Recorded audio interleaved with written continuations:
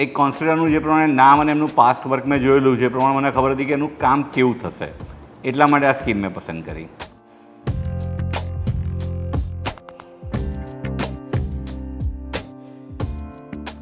હું પિંકલ દાંડવાલા. અને હું કોમલ દાંડવાલા.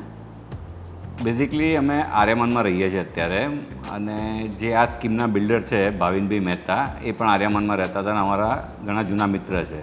એટલે જ્યારે ભાવિનભાઈ અહીંયા સ્કીમ મૂકવાના ત્યારે મેં એમને કહી રાખ્યું હતું કે ભાવિનભાઈ મારે એક ઘર લેવું છે તમારી સ્કીમમાં.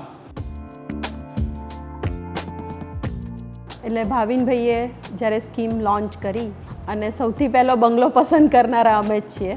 સૌથી વધારે મને એ ગમ્યું કે નાની કોમ્યુનિટી છે, આપણે એક સાથે ફેમિલીની જેમ રહી શકીએ એવી કોમ્યુનિટી છે.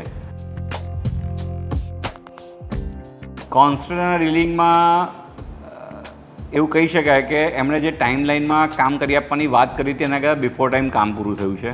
આવી એક જ સ્કીમ મેં જોઈ છે કે જેની અંદર બિલ્ડર ઇટાલિયન માર્બલ પણ આપે છે, એર કન્ડિશન પણ આપે છે, બાથરૂમમાં સારામાં સારી એસેસરીઝ આપે છે, બાથરૂમમાં સારામાં સારી ટાઇલ્સ આપે છે, ફ્રેન્ડલી ગ્રીન એન્વાયરમેન્ટ ચારે બાજુ, રોડ રસ્તાનું પ્લાનિંગ, ફ્યુચરમાં જે રોડ કનેક્ટ થાય છે હાઈવેને એનું પ્લાનિંગ, એના લીધે મને આ સ્કીમમાં વધારે ઇન્ટરેસ્ટ હતો. બિંગ એ હાઉસવાઈફ, કિચન, એનું સ્ટોરેજ એ બધું મારા માટે બહુ અગત્યનું હતું.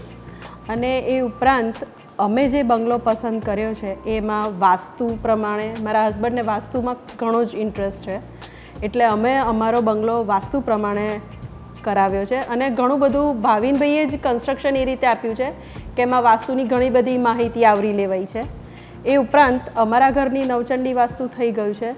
એ વખતે અમે અમારા આજુબાજુના પડોશીને આ બધાને અમે બોલાવ્યા હતા, આમંત્રણ આપ્યું હતું, અને એ બધાને મળ્યા ત્યારે ઘણું બધું એમ લાગ્યું કે ઘણા મિલનસાર સ્વભાવના આસપાસના લોકો છે, એટલે એ બહુ મહત્ત્વનું છે એક હાઉસવાઈફ માટે.